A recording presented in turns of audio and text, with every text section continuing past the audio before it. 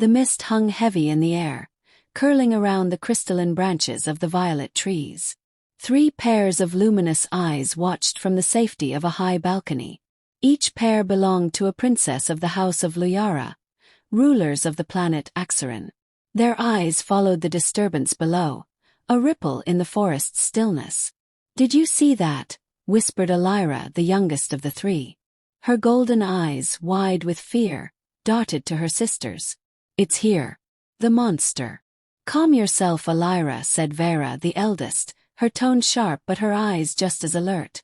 She leaned forward, her hand gripping the edge of the balcony.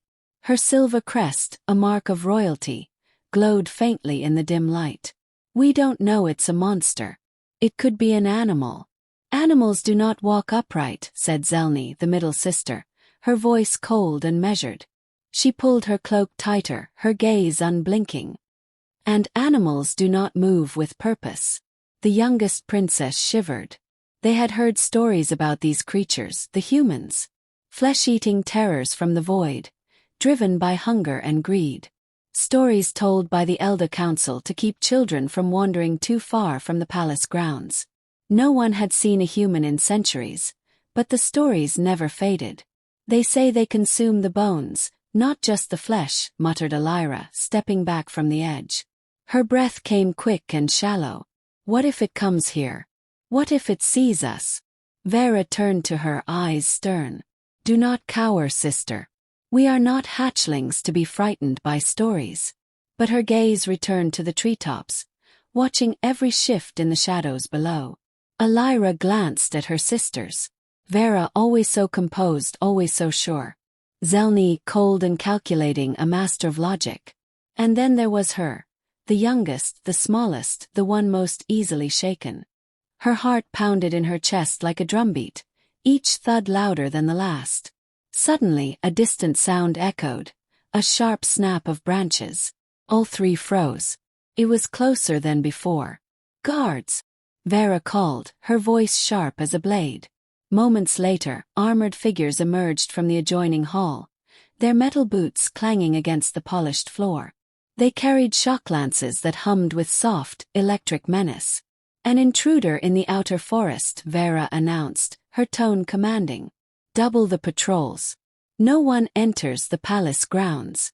"Yes, Highness," replied the lead guard. They vanished swiftly, their movements as silent as shadows. Zelny stepped forward, her eyes narrowing as she scanned the treeline. "If it is human, it will come for the food stores or the water wells. It will not stop until it feeds." Her gaze shifted to Vera. "We should prepare for the worst."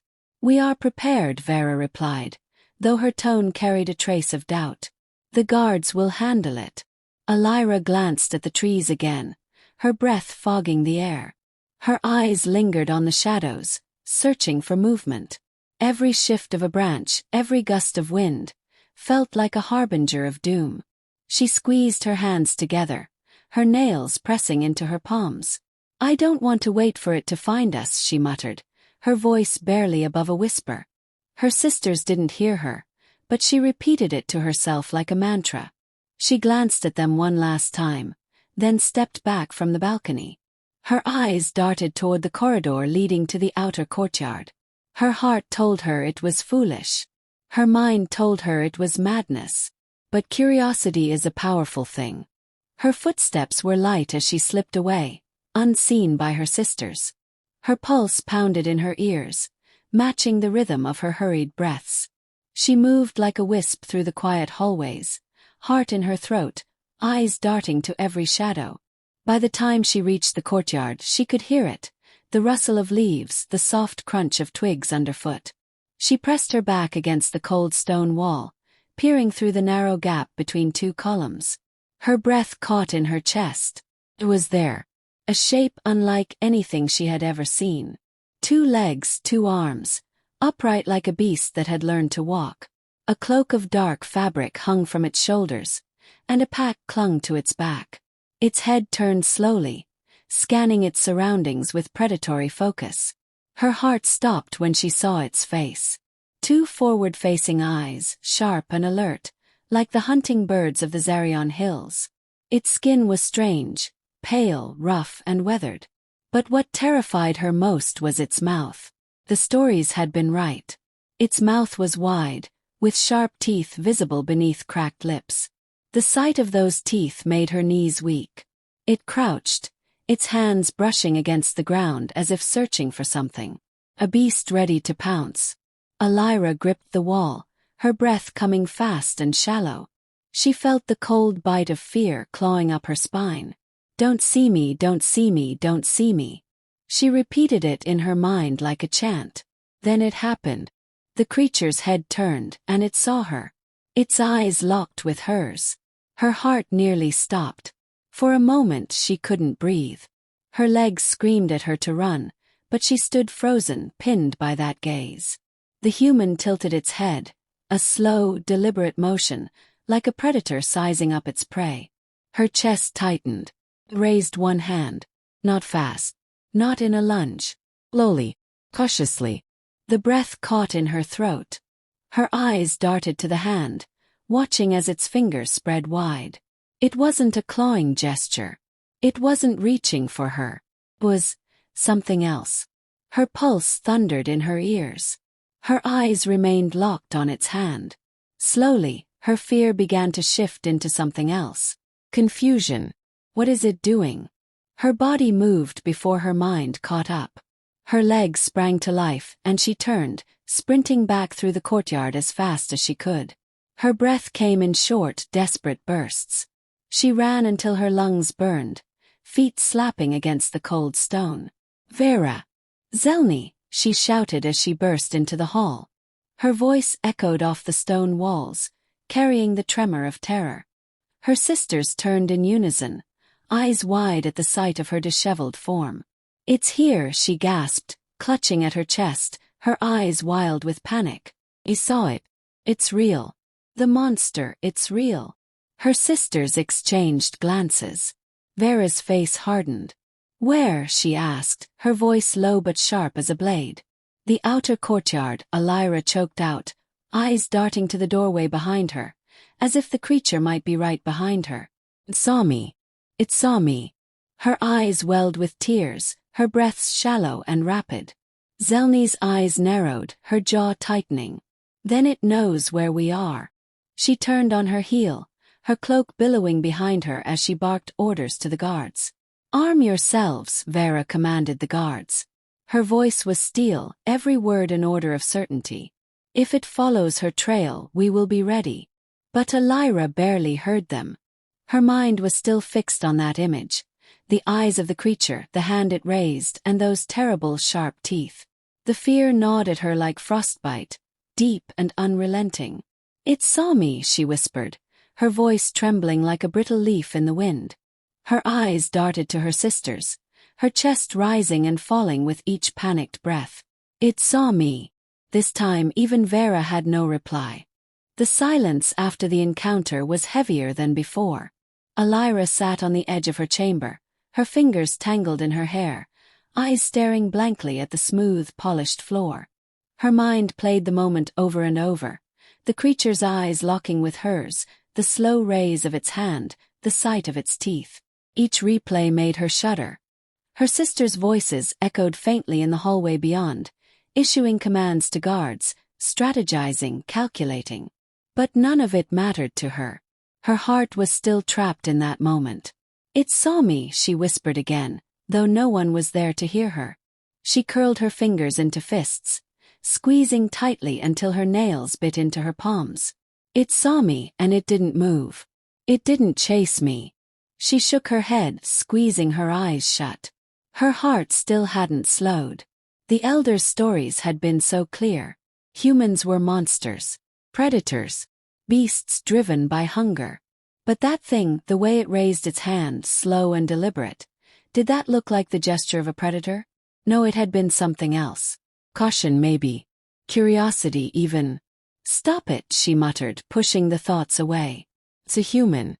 Monster. It didn't attack this time, but it will. They always do. She tried to convince herself, but doubt lingered like a shadow she couldn't shake. A knock echoed at the door, followed by the soft, even voice of Vera. Elira, come. We must discuss what happens next. Elira didn't answer right away. She sat in silence, her eyes locked on her hands.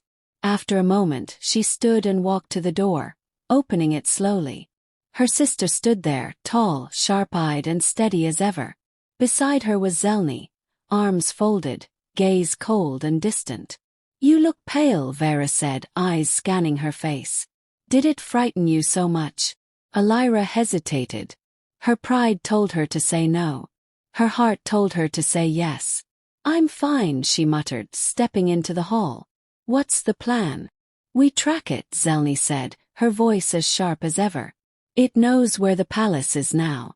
It will come back." "They always do." "Do they?" Elira asked, glancing at her sister.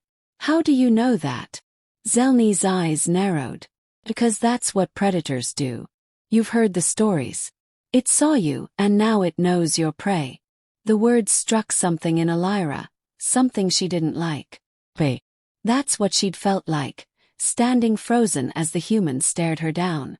But the look in its eyes, that wasn't hunger, had been something else. "Are we sure it's here to hunt?" she asked softly.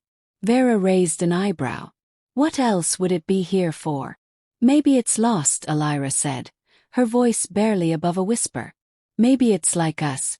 Her sisters exchanged glances. Vera's face remained calm, but Zelny's lip curled in a sneer. "You think it's here to make friends, little sister? Do you think it will sit and share stories with you?" Her eyes were cold, sharp. "It's a human. Eats. Kills. That's what it's always done." Elira's hands curled into fists again. She wanted to argue, but she didn't know how. The stories were so old, so deeply rooted in their culture. Humans were carnivores, devourers, destroyers of worlds. Every elder, every text, every warning said the same thing. But she had seen it. She had looked into its eyes. And for one brief moment, she'd seen something besides hunger. "Enough," Vera said, raising a hand. "The guards will find it, track it, and if it comes close, we'll end it. We won't risk the palace, not for curiosity." She glanced at Elira, her gaze softening just a little. "Go rest. You've done enough for today." Elira nodded, her gaze falling to the ground. Her sister's footsteps echoed down the hall, their voices fading as they moved away. Alone again. But this time she didn't feel alone. Her mind refused to be still. It gnawed at her, a quiet whisper that grew louder with each passing second. "It didn't attack you." "Could have, but it didn't." "Why?"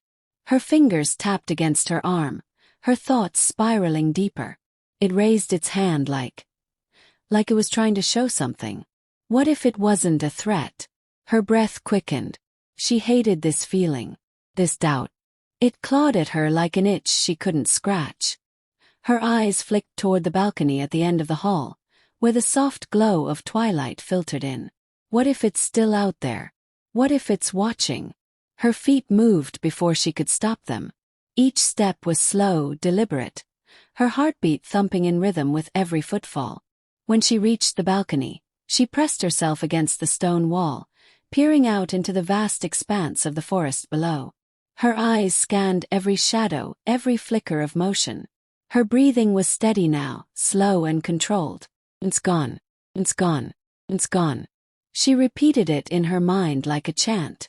But she didn't believe it. Her eyes darted from tree to tree, scanning the undergrowth. Then movement. Her heart leapt into her throat. She froze. There, just at the edge of the clearing. Shadow. No, a figure. Her breath caught. It was there. The human. It stood in the open now, no longer hidden behind trees. Its cloak swayed gently in the breeze, and it stood still, eyes turned toward the palace. Watching. It's not hiding. Why isn't it hiding? Her heart beat so hard she thought her ribs might crack. Her fingers gripped the edge of the stone, nails digging into it. Every story, every warning, every lesson from the elders told her to sound the alarm. Call for guards. To prepare for battle. But she didn't move. It's not attacking. Her eyes narrowed, watching every shift of its body. Its head turned slightly, its eyes scanning the forest around it, just like hers had. The movement was so familiar, so cautious. It looked for all the world like it was afraid too. Her breath slowed. Her heart didn't. The human raised a hand. Slowly, deliberately, open, just like before. Her eyes widened. Her mind screamed danger, trap, flee. But her heart told her something different. She glanced back toward the hall, where her sisters were still issuing orders. If she called them, the guards would be here in moments. They'd surround it, spear it, end it. But it hadn't moved. It hadn't attacked. Had only watched. Her fingers shook as she raised her hand, mirroring the motion. Slowly, deliberately. Her breath came in shallow, trembling puffs. Her fingers spread wide, her palm facing outward. Her hand hung in the air like a fragile thread between them. The human didn't move for a long time. Just stared. Then, slowly, it nodded. Her heart stopped. She blinked, wondering if she'd imagined it. But no, it had nodded. Slow, small, deliberate nod. It stepped back once, then again, and disappeared into the forest. Her hand stayed in the air long after it was gone, fingers trembling in the cold wind. Her legs felt weak. Her knees buckled, and she slid to the ground, pressing her back against the wall. Her eyes stared into the vast forest below, but her thoughts were far away. Her chest rose and fell in shallow, uneven breaths. Saw me. I saw it. Didn't hurt me. Didn't hurt me. Her gaze drifted to her hand, fingers still faintly curled from where she'd raised it. She let out a shaky breath, her mind swirling with everything she'd ever been told about humans. She stared at her open palm like it belonged to someone else. They had always called humans monsters, beasts that consumed everything. But now she wasn't sure. For the first time in her life, she didn't know.